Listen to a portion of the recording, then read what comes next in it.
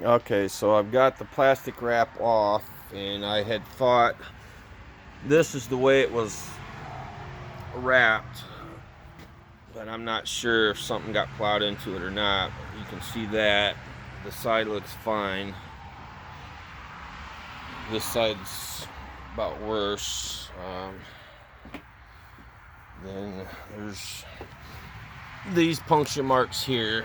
I don't think it got down into anything, so I'm gonna take the top off and we'll see what happens.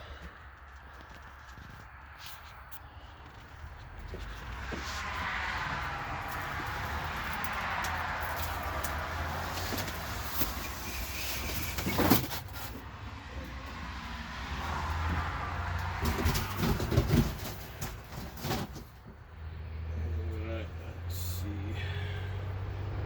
So I don't know if you can see this is broke right here in the corner, no big deal. This is cracked. So we're gonna get these pieces off. Let's take a closer look at it.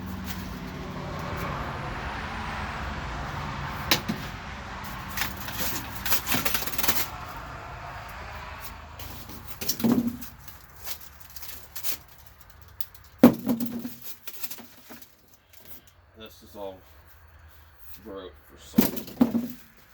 Let's see if there's any hopper damage.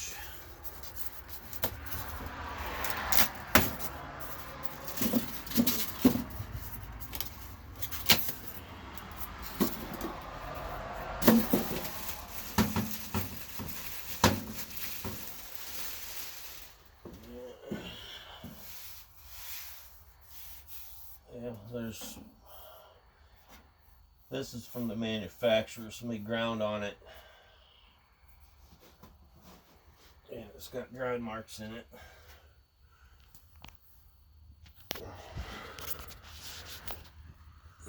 There, you can see, looks like it was ground at the manufacturer. And on both parts of the handle, you can see there was probably a goof and it got touched up.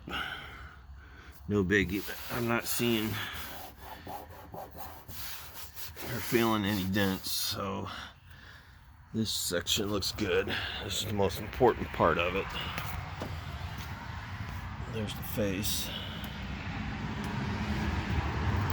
Plastic's peeled on it right there, but I don't usually take the plastic off the controller, but it looks cool.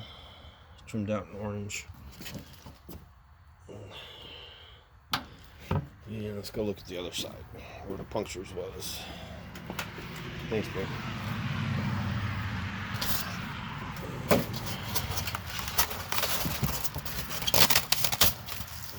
This is the grease bucket side, so I doubt those little punctures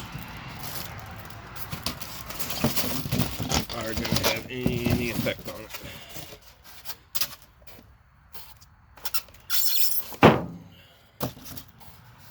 I'm not seeing, so this packing material did its job. Let's lift the barrel. I'm not seeing any damage at all. So everything looks good. And then there's the inside. And I'm wondering if this is magnetic. No, this is not magnetic.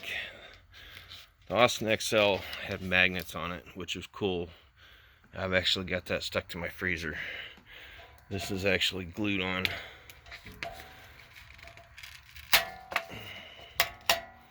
Yeah, it's double-sided tape. So